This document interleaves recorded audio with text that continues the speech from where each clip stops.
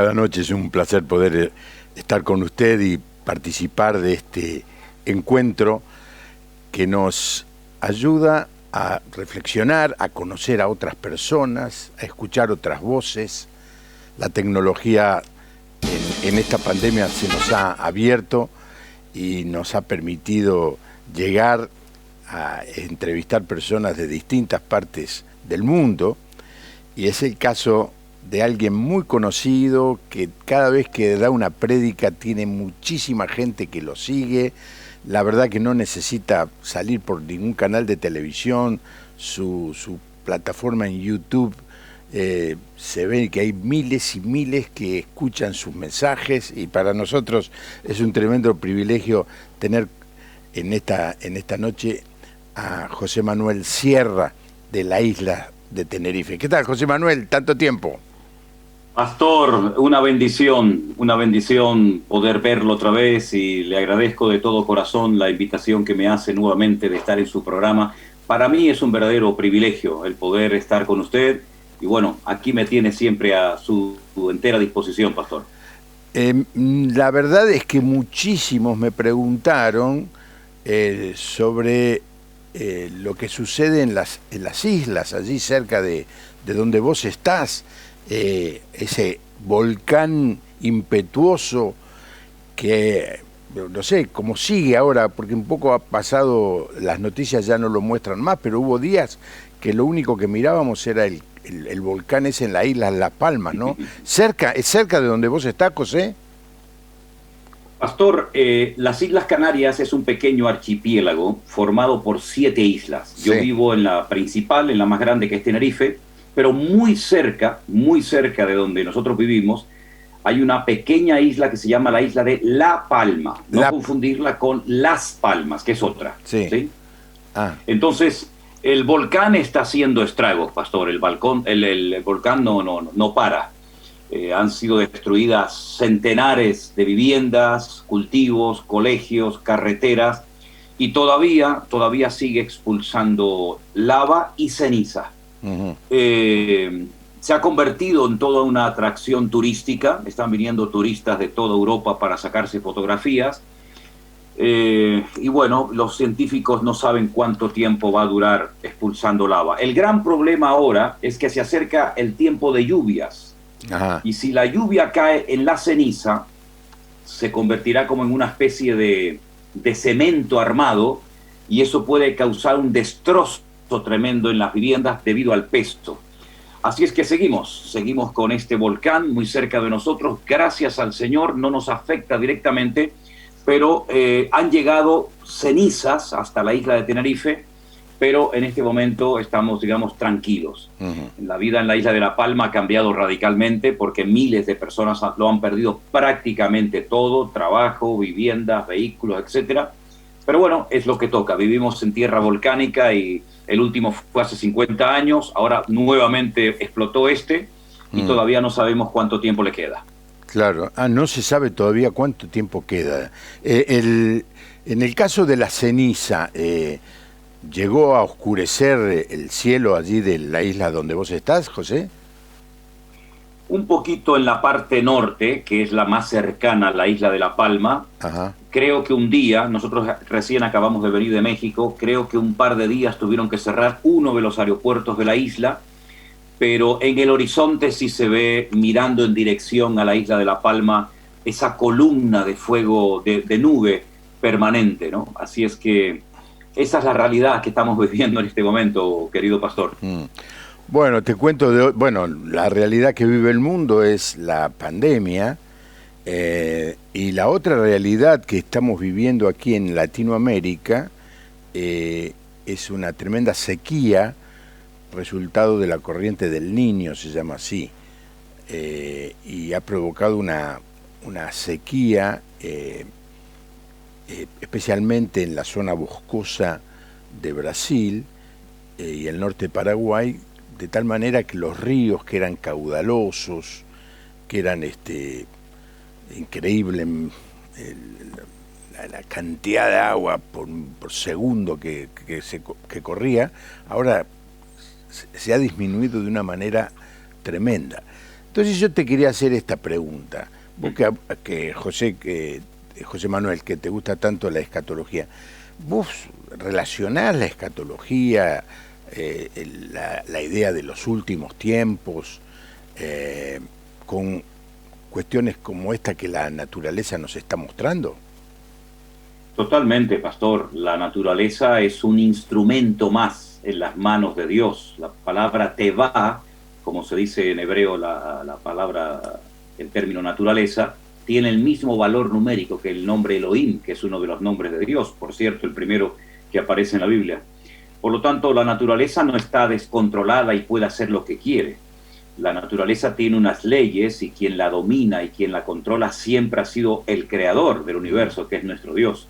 Por lo tanto, todo esto son pues los dolores de parto, las señales proféticas de las cuales ya hace siglos y siglos los profetas y los grandes varones de Dios comentaron y hablaron. Por consiguiente, esto es la evidencia de que estamos en los últimos tiempos y cada vez habrá más señales por parte de la naturaleza. Ahora fue el volcán, ahora es la sequía, mañana será cualquier otra cosa, y así uno detrás de otra hasta que al final pues entremos en lo que conocemos como la gran tribulación, que estamos a las puertas. Mencionaste algo que no conozco, y es el valor numérico de las palabras. No sé si es una teoría, si es algo científico. ¿Me podés explicar un poco eso, José Manuel? Sí, cómo no. No es una teoría, se llama gematría. El idioma hebreo es un idioma alfanumérico. Cada letra tiene un valor numérico y cada número equivale a una letra. Por consiguiente, cada nombre, cada adjetivo, cada verbo, cada palabra en el texto original de la Biblia en hebreo tiene un valor numérico. Es muy fácil, es simplemente saber el valor numérico de cada letra y sacar la suma total, y por consiguiente, como les dije antes, la palabra naturaleza, tevá, tiene exactamente el mismo valor numérico que el nombre Elohim. Y se puede hacer un estudio muy interesante, repito, se llama gematría, del valor numérico de muchas palabras y sacar algunas conclusiones. Lamentablemente, este sistema de lectura de la Biblia, otro de los sistemas de estudio de lectura de la palabra de Dios, los inconversos, los paganos, lo han llevado a extremos ridículos y absurdos, pero no cabe la menor duda de que es otra forma más de profundizar en el texto bíblico. Bueno, sería interesante. Bien, voy a tratar de leer, porque no lo entiendo bien, aunque he sido profesor de matemática. La suma de una palabra, sumando el valor que se le da a cada letra, exactamente, da un número. Bueno, pero debe haber miles de palabras que tienen el mismo número. No sé cómo es el estudio, pero de todas maneras no es el tema de conversación de hoy. Ahora, estás mencionando, entre otras cosas, estos fenómenos naturales. ¿Y qué anuncios hay, José Manuel, de la iglesia? De ¿cómo va a ser la iglesia? ¿Qué dice la palabra de Dios acerca del estado de la iglesia en los últimos tiempos? Pastor, justamente, nada más terminar esta entrevista que mantengo con usted, tendré una reunión con centenares de hermanos en muchas partes del mundo, porque estamos haciendo un estudio de discipulado, y hoy justamente la lección que nos toca se titula El futuro. Y entonces he convocado a todos los que están haciendo este estudio profético, aunque toca muchos temas, no solamente el tema escatológico, y voy a mencionar un nombre. El nombre es John Nelson Darby. John Nelson Darby. Sería muy interesante que leyéramos un poquito acerca de la biografía de este hombre, porque este fue el primer hombre en la historia de la iglesia cristiana en el siglo XIX, 1800 y pico, que fue el que dijo, por primera vez, repito, en la historia de la iglesia cristiana, que la iglesia sería arrebatada antes de comenzar los tiempos finales, lo que llamamos la gran tribulación o el tiempo de angustia de Jacob. Esto es muy interesante saberlo, Porque antes de John Nelson, el que dijo que la iglesia sería arrebatada antes de la gran tribulación, la teología de la iglesia cristiana por más de, o casi por 2000 años, fue que la iglesia pasaría por tiempos dificultosos, por tiempos de angustia, por tiempos terribles, ¿no?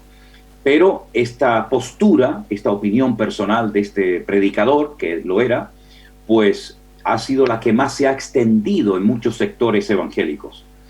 Pero la iglesia tiene, desde mi punto de vista, que prepararse, porque esto no ha hecho más que comenzar. Yo no estoy de acuerdo con esos que predican y enseñan que la iglesia no va a pasar por ningún tipo de dificultades, de persecuciones, de presiones. Estoy totalmente en contra. Prueba de ello es que ya muchos, millones de hermanos nuestros alrededor del mundo ya han comenzado desde hace años a experimentar situaciones muy similares a la de los primeros cristianos cuando comenzaba recién a extenderse y a predicarse el Evangelio. Por consiguiente, la iglesia tiene que estar preparada, porque los tiempos que se avecinan son tiempos difíciles, tiempos peligrosos, como le dice Pablo a Timoteo en una de sus epístolas, y la iglesia no puede estar de espaldas a esta realidad, a estos hechos que se están cumpliendo delante de nosotros. Prueba de ello es que desde la pandemia del año pasado, desde el confinamiento hasta hoy en día, la vida de la iglesia ha cambiado drásticamente. Las redes sociales, millones de hermanos encerrados en sus hogares, muchos cientos de pastores que han perdido la vida y muchas iglesias que se han cerrado, y lo digo porque estoy en contacto casi permanente con muchos hermanos del mundo que han perdido seres queridos y sus pastores. Por lo tanto, pastor, los tiempos que se avecinan van a ser tiempos muy interesantes. John Darby es uno de los fundadores del movimiento que se llamó en el siglo XIX los hermanos de Plymouth. Exactamente. Brothers. Exactamente. Él era pastor en la ciudad de... ahí se me escapa. Creo que era en Escocia, ¿verdad? Escocia, No. Él estaba en Inglaterra. Inglaterra. Ajá. Ahí cerca de Bath, la ciudad... bueno, allá ya me va a venir. Bristol. Sí. Bristol, la ciudad de Plymouth estaba a unos kilómetros. Era un hombre muy estudioso, muy inteligente. Diría con no muy buen carácter. Tenía la tentación de excomulgar a la gente que no pensaba como él. Gran evangelista. Llevó el mensaje del evangelio a Suiza y todavía en el día de hoy hay iglesias que fueron fundadas por él, que siguen adelante en Suiza. El movimiento se da también en llamar exclusivistas. Son muy estrictos en el cumplimiento. Lo que pasó es que cuando él comenzó con esta enseñanza, Scofield anotó muchas de estas enseñanzas al costado de su Biblia y luego publicaron la Biblia de Scofield, y entonces estas ideas de Darby tuvieron una explosión, especialmente en Estados Unidos, y coincidieron esta explosión, este gran auge de la Biblia de Scofield comentada, digámoslo, José Manuel, desde la Reforma no se aceptaba dentro del movimiento evangélico Biblias con comentarios, y esta fue una de las primeras que tuvo comentarios, y coincidió con el comienzo del gran avivamiento pentecostal en Estados Unidos, así que muchas de las iglesias pentecostales adoptaron las enseñanzas que venían en la Biblia de Scofield, que tenían origen en este personaje que acabas de mencionar, que no tenía en mente, y que es fundador de lo que se conoce como aquí en la Argentina, Iglesia de los Hermanos Libres, aunque él tuvo una línea un poco exclusiva o exclusivista.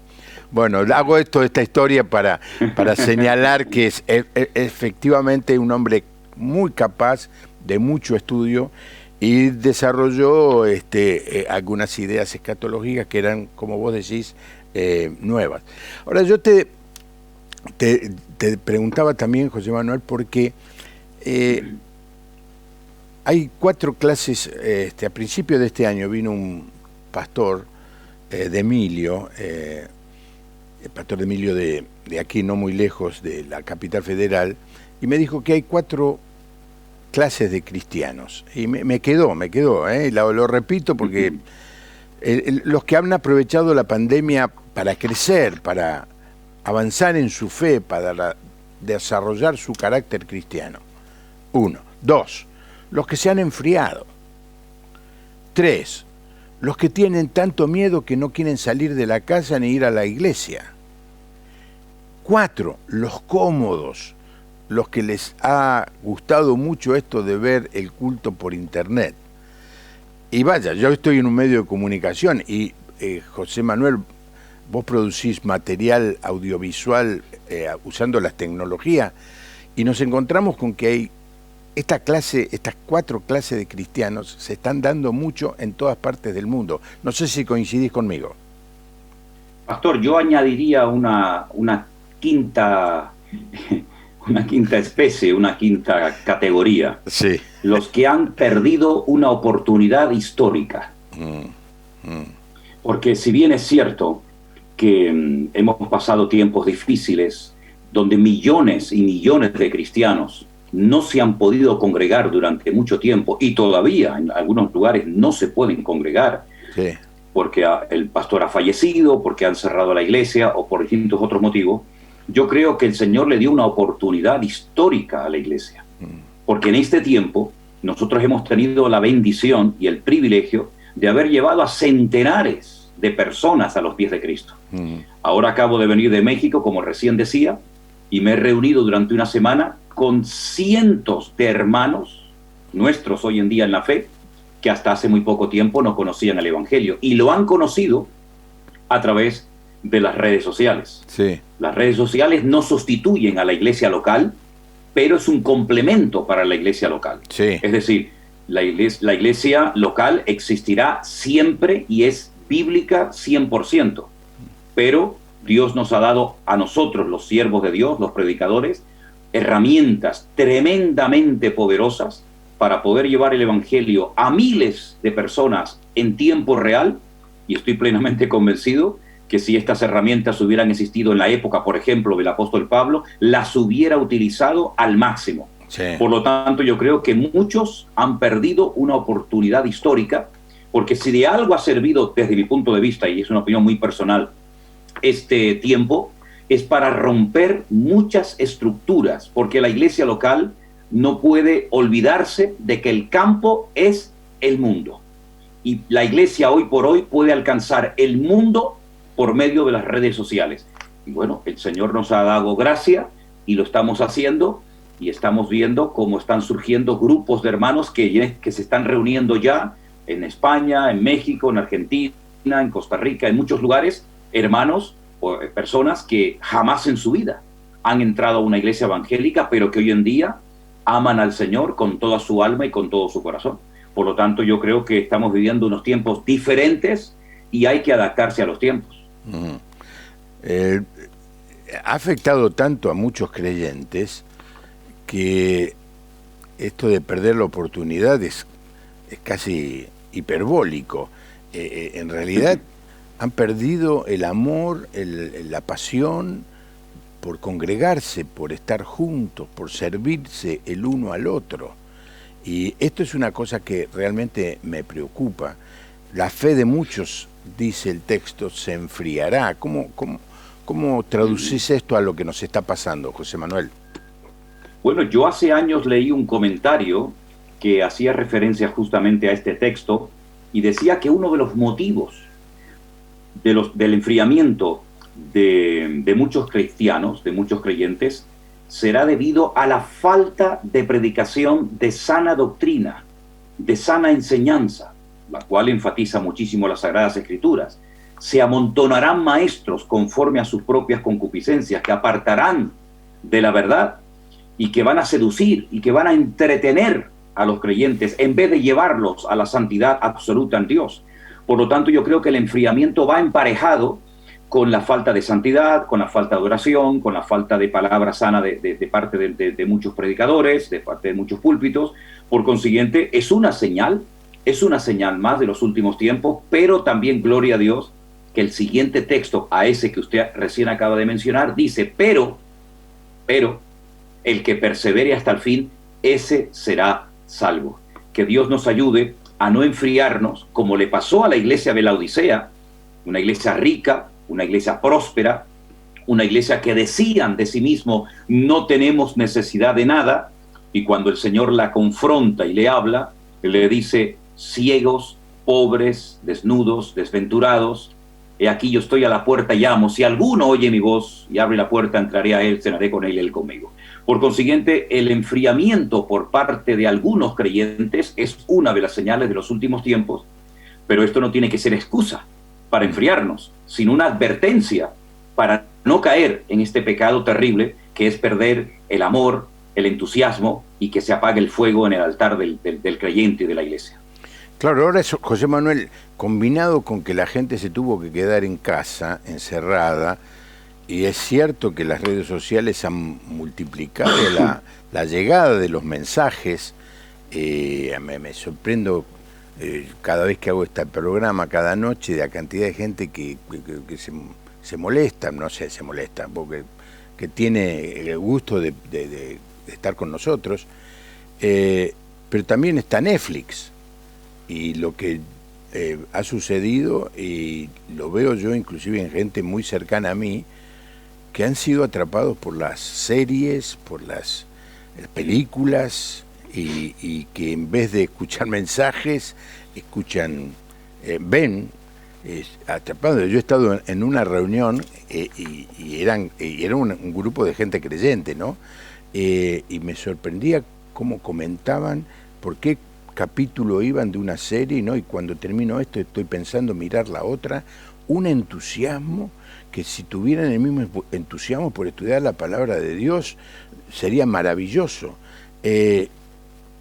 Tenemos que reconocer que el enemigo no perdió esta oportunidad, ¿no es cierto? Pastor, el enemigo es un personaje tremendamente astuto que va a aprovechar toda oportunidad que se le presente, y si no la va a crear, la va a buscar para seducir, para arrastrar, para enfriar, para hurtar, matar y destruir, como dijo el Señor, ¿no? Ahora, también le digo algo, esos cristianos que decían, no tengo tiempo para estudiar o para leer la Biblia, no tengo tiempo para orar, tuvieron una oportunidad maravillosa, y también les digo que también ellos, esas personas, el Señor les dio una oportunidad para que se acercaran a Él y conocieran su palabra. Ha habido de todo, ha habido hermanos que han estado todo el día alimentándose de veneno, de basura, a través de internet o de la televisión, pero también ha habido muchos, hermanos, que se han acercado al Señor en este tiempo, y bueno, usted sabe que el trigo tiene que crecer juntamente con la cizaña, ¿verdad? Es así. Mencionaste la iglesia de la Odisea. No sé si pudiste estar allí en los restos de la iglesia de la Odisea, o de la ciudad realmente.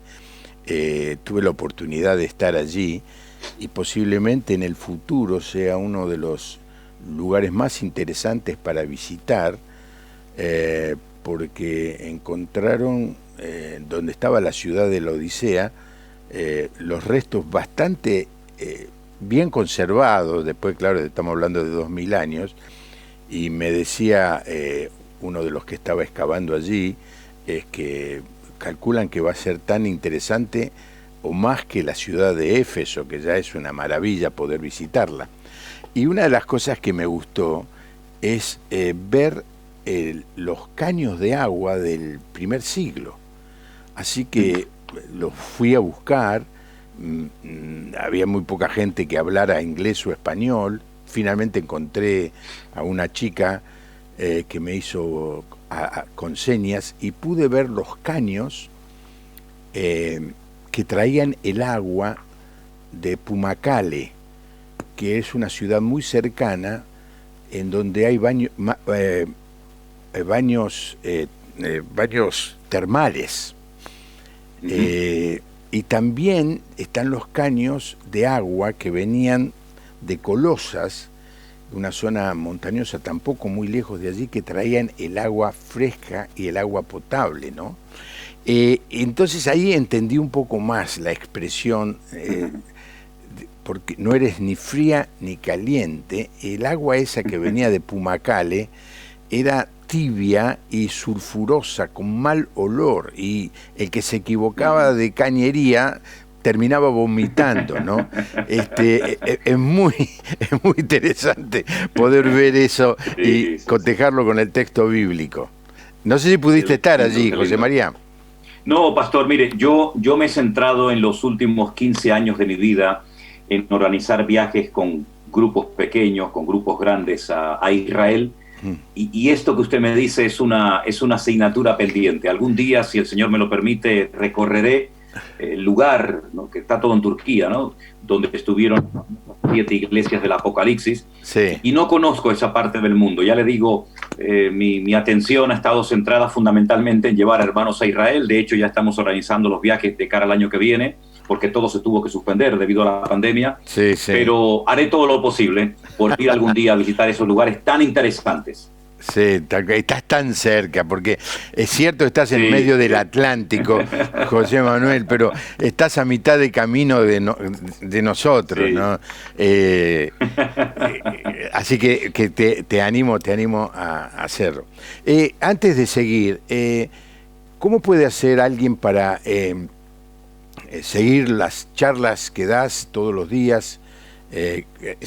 ¿A las 8 de la mañana es que das charlas? Nosotros, yo lo que hago de lunes a viernes, pastor, es hacer un devocional breve, ¿verdad? De lunes a viernes, todos los días, a las 9 de la mañana, hora de Tenerife, 3 horas menos en Argentina. Uh-huh. Y luego, a lo largo de la semana, retransmitimos los cultos en directo del día jueves, del día domingo, y una vez a la semana hago un programa que lo llamo El Pastor Online, uh-huh, donde me dedico a responder preguntas que la gente nos envía. Y esto lo llevamos haciendo, pues bueno, desde el año pasado, y en nuestro canal de Facebook y de YouTube, Centro Evangélico Vida Nueva, nos pueden seguir. Yo sé que hay una diferencia horaria un tanto significativa, pero bueno, nos escucha gente de todo el mundo, tanto en directo como en diferido, y bueno, allí está todo lo que hacemos para la gloria del Señor. José Manuel, ¿cuál es la pregunta que más te hacen? Bueno, es por épocas. A ver. Hubo una época que me preguntaban mucho acerca de si era importante, trascendental, necesario, imprescindible hablar en lenguas. Ah, mira. Esa pregunta me la hicieron muchísimo. Después vino la época de si la salvación se pierde o no se pierde. Uh-huh. Después vino la época de la vacuna, si tenía algo que ver con la marca de la bestia, si era el famoso 666. Sí. Y bueno, hermano, preguntas de todo tipo, también preguntas sobre el tema del matrimonio, de poner la vida en orden, muchas preguntas que tienen que ver con la escatología bíblica, con el nuevo orden mundial.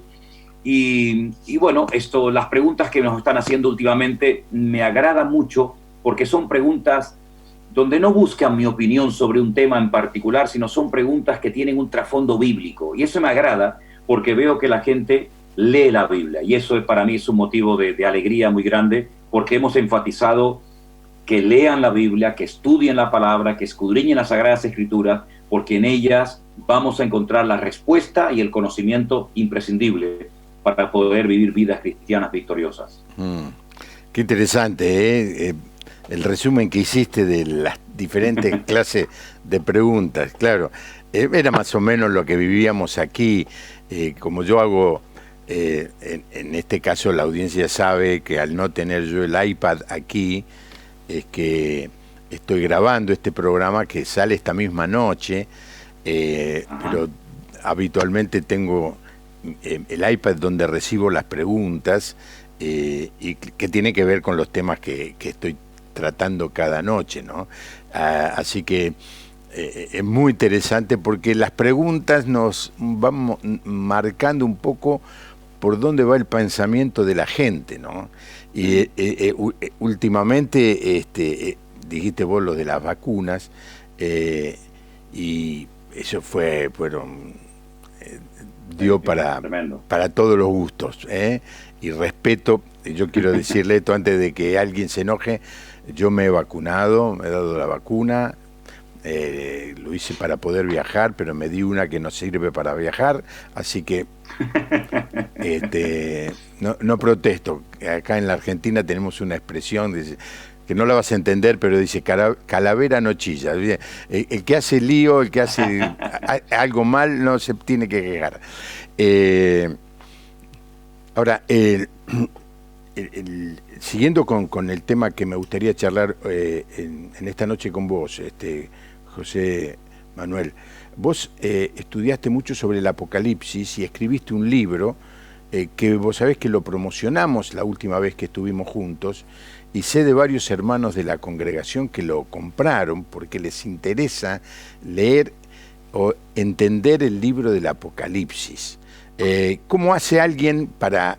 hablarnos un poco de lo que escribiste, porque hay mucha audiencia nueva, gente que se suma al grupo de gente que nos sigue cada noche. Escribiste un libro sobre el Apocalipsis, el último libro de la Biblia, el libro más difícil de leer y de entender, y de cómo se hace para conseguirlo. Bueno, pastor, yo antes del confinamiento del año pasado estuve dando unas charlas, unos estudios a un grupo de hermanos que todas las semanas venían porque estaban interesados en conocer el tema del Apocalipsis, las profecías de Daniel, etcétera, ¿no? Después vino el confinamiento, ¿verdad? Y yo había dado una charla sobre el nuevo orden mundial. Todo esto está grabado en nuestro canal de YouTube, Centro Evangélico Vida Nueva. Entonces, alguien se puso en contacto conmigo y me propuso que esas charlas se editaran en formato libro para que la gente no solamente tuviera acceso a esas charlas, que podían verlas y oírlas, sino que además tuviera todo ese material por escrito. Me pareció muy interesante, muy práctica la idea, y de ahí surgió este libro de escatología, que llegó a ser durante muchas semanas el libro religioso más vendido en la plataforma de Amazon. Realmente fue algo increíble, se vendieron miles de ejemplares. Entonces, mi objetivo era que la gente le perdiera el miedo al libro del Apocalipsis. Uh-huh. Que la gente no dijera el tópico de, bueno, yo no leo el Apocalipsis porque no entiendo nada. De alguna manera yo quería romper ese hábito, esa mala costumbre, ¿no? De llegar al libro de Judas y en cuanto llegabas al Apocalipsis te pegabas la vuelta y volvías a leer Mateo, San Juan o Pedro, lo que fuera, ¿no? Entonces, es un libro que intento a través de él explicar de una forma muy sencilla, muy clara, lo que aparentemente es casi imposible de entender, de tal manera que muchas personas nos han dicho que gracias al Señor han logrado por fin entender todo esto de los caballos, del dragón, de los colores, etcétera, etcétera, ¿no? Entonces es un libro muy práctico que para una persona que quiere conocer mucho más la profundidad y el mensaje del libro del Apocalipsis, le viene muy bien porque está escrito en un lenguaje muy sencillo y que además va respaldado por estas clases que están todas almacenadas en nuestro canal. Ah, qué bien. Y en Amazon se consigue. El libro es... ¿El título del libro cómo es? Escatología, así nomás. Escatología. Escatología, no Apocalipsis. Así escatología. Es. No. Escatología en la plataforma de Amazon, José Manuel Sierra, ahí lo pueden conseguir los que quieran. Perfecto.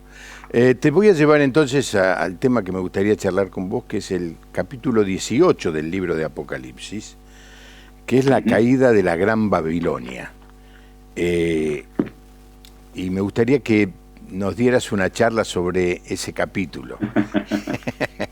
Porque... Bueno, pastor, esto puede levantar ampollas, le puede sentar fuerte algunas cosas que pueda decir. No sé si aquí hay libertad total para hablar lo que uno cree, ¿no? No lo sé. Sí.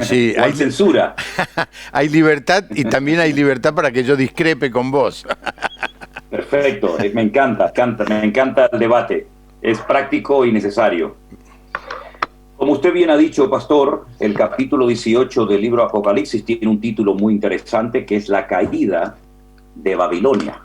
Pero leyendo el capítulo 18 del Apocalipsis, evidentemente, Juan, que es el autor de este libro, no está haciendo referencia a el país que antaño se conocía con el nombre de Babilonia, hoy en día sería Irak, el equivalente, sino que está hablando de una institución de una mega estructura religiosa, ¿verdad?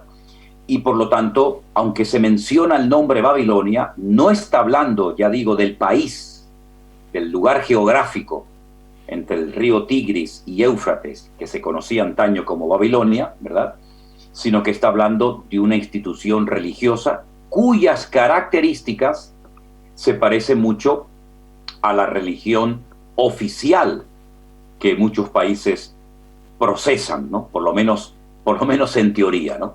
Por lo tanto, aquí se está hablando de una caída, de una humillación, de un poder religioso que durante siglos, pues, oprimió, asesinó y predicó un evangelio adulterado que no coincide con el evangelio predicado por los apóstoles y por nuestro Señor Jesucristo.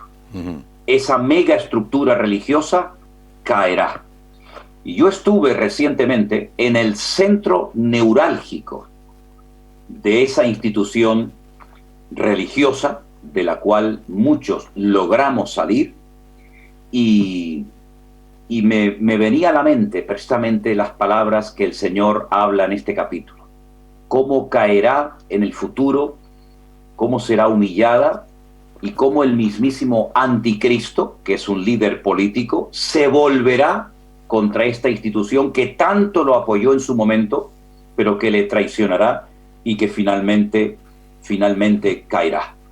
Nos habla de las hechicerías de esta mega estructura religiosa, nos habla de cómo extendió su falsa doctrina entre las naciones y los reyes de la tierra, esta estructura, y también se hace un llamado a salir de ella. Salid de ella, pueblo mío, para que no seáis partícipes de sus pecados, ni recibáis parte en sus plagas.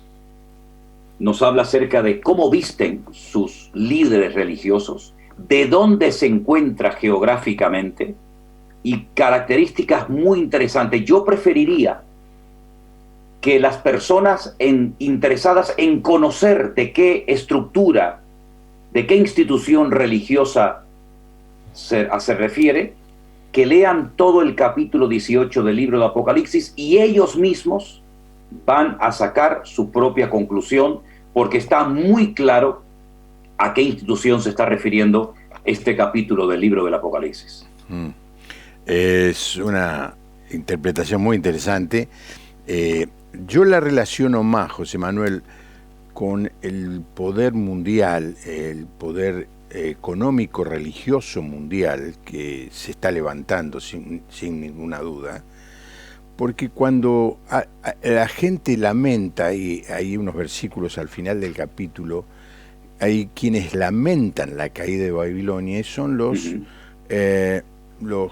traficantes, los comerciantes, los que llevan las riquezas de un lado a otro. Y allí hay una expresión muy fuerte, lo que trafican con almas también, ¿no? Sí. Así que mi imagen es que sí tiene que ver con lo religioso, pero también tiene que ver con este sistema mundial que es una interpretación que te estoy compartiendo para que me la critiques con toda libertad, José Manuel, que tiene que ver con este orden mundial que nos está avasallando en todos nuestros países. Los límites nacionales están desapareciendo, dependemos de 4 o 5 grandes empresas, grandes mega multimillonarios, que son los que dicen qué es lo que vamos a ver, qué es lo que vamos a comer, qué es lo que vamos a creer, qué es lo que vamos a hacer, cómo tenemos que vivir. Y yo le asigno el concepto de Babilonia a este gran sistema mundial que suma a lo religioso también. ¿Cómo criticas mi posición, José Manuel? No, es que lo interesante de esta estructura religiosa, de esta mega institución religiosa, es que se autofinancia. Es decir, no tendría ningún sentido el el crear una institución que luego se hunda en la bancarrota económicamente hablando. Esta institución, de la cual estamos haciendo referencia en esta noche, tiene su propio banco, tiene su propio país, tiene su propia moneda, tiene sus embajadores, es un Estado reconocido a nivel mundial.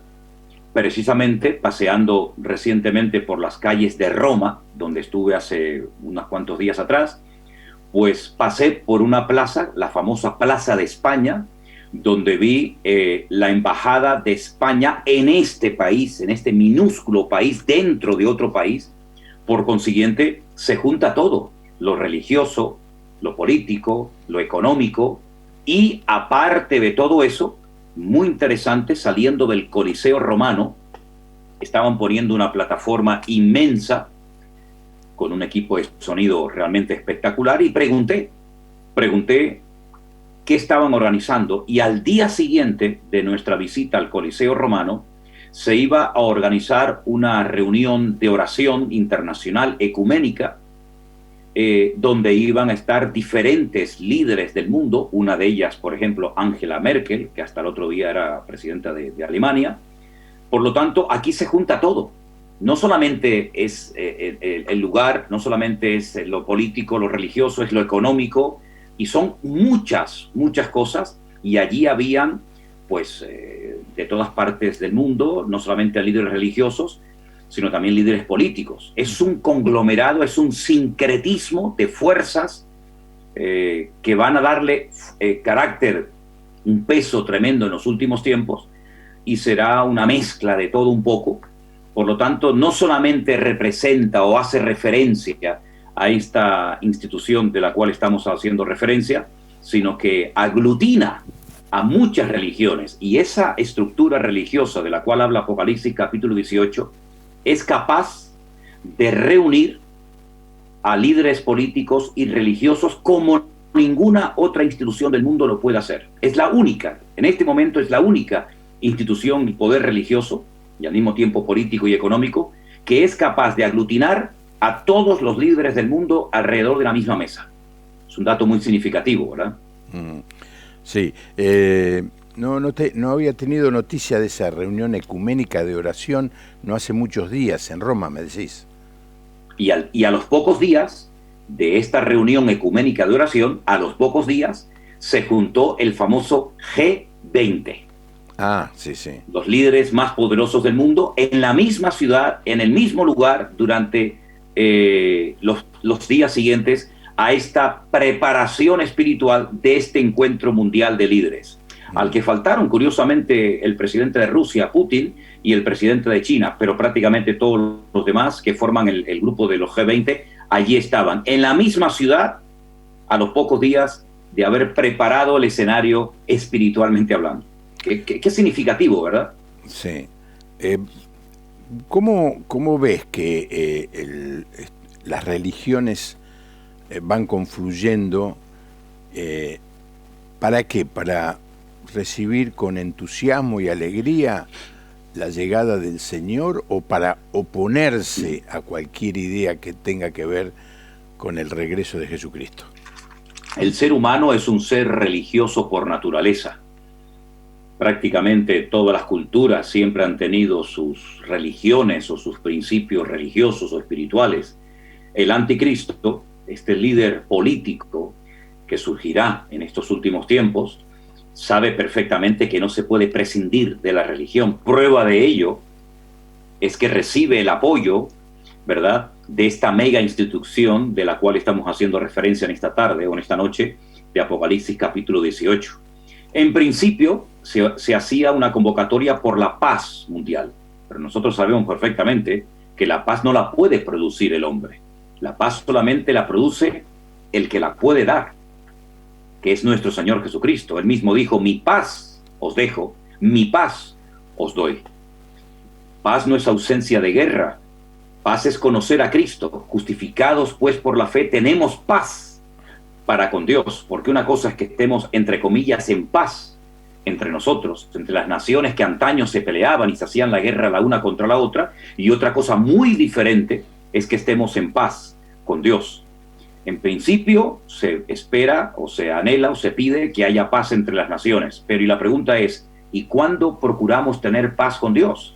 Porque parece que Dios es el que menos pinta, el que menos se le invita. Son oraciones muy banales, oraciones que no hieren a nadie, oraciones que no apuntan, digamos, a cuestiones doctrinales para que nadie de la audiencia se sienta ofendido. ¿Cómo se pueden juntar religiones antagónicas de principios totalmente opuestos los unos contra los otros en la misma mesa y orar juntos y nadie sentirse incómodo, nadie sentirse mal? Bueno, es la evidencia de lo que se intenta, que lo que se intenta es llevarse bien entre los hombres, lo cual no significa que se lleven bien delante de Dios. Uh-huh. Es interesante este tema porque algunos, y yo me incluyo, participamos algunas veces de reuniones de oración con personas que no piensan como nosotros. Yo cuando termino de orar, no importa si haya judíos o musulmanes, yo termino la oración de la misma manera que la termino siempre. En el nombre de nuestro Señor Jesucristo, amén. Pero he visto algunos que, gracias Señor, te damos, Padre de todos nosotros, amén. Es decir, no mencionan la persona del Señor Jesús. También lo respeto, sé que lo hacen por prudencia. ¿Vos qué opinás? ¿Tendríamos que ir a esas reuniones o no está bien ir? Vamos a ver, ¿qué comunión tiene la luz con las tinieblas? Vamos a poner un ejemplo concreto. Al lado mío hay una persona que niega rotundamente que Jesucristo es el Hijo de Dios, que niega rotundamente que Jesucristo murió y resucitó al tercer día, que niega rotundamente la divinidad, la deidad de mi Señor Jesucristo, que lo considera un profeta más, incluso de menor valor o categoría que otros profetas para él o para ella. ¿Qué comunión puedo tener yo con una persona que infravalora la obra de mi Señor Jesucristo? Puedo respetarlo, podemos hablar, pero a la hora de dirigirnos a Dios, ¿a qué Dios se dirige él y a qué Dios me dirijo yo? Porque si una persona me dice que él no cree que Dios tiene un hijo y nosotros los cristianos creemos que Dios sí tiene un hijo que se humanó, que se encarnó y vino a este mundo a morir por nosotros, mi pregunta es, ¿qué comunión espiritual puedo tener yo con una persona que no acepta los principios básicos y elementales de mi fe como cristiano? Que una persona no levante las manos, que otro la levante, que uno toque las palmas, que otro no toque las palmas, esas son cosas que no son imprescindibles para la salvación, pero estamos hablando de puntos fundamentales. Yo personalmente no me siento nada cómodo con personas que infravaloran y niegan rotundamente los principios elementales de mi relación con el Señor. Yo personalmente no participo en ese tipo de reuniones. Ahora, si alguien quiere ir, que Dios lo bendiga, pero conmigo saben que no pueden contar. Sí, vos sabés que me acuerdo cuando cayeron las Torres Gemelas, fue el 11 de septiembre del 2001. Uh-huh.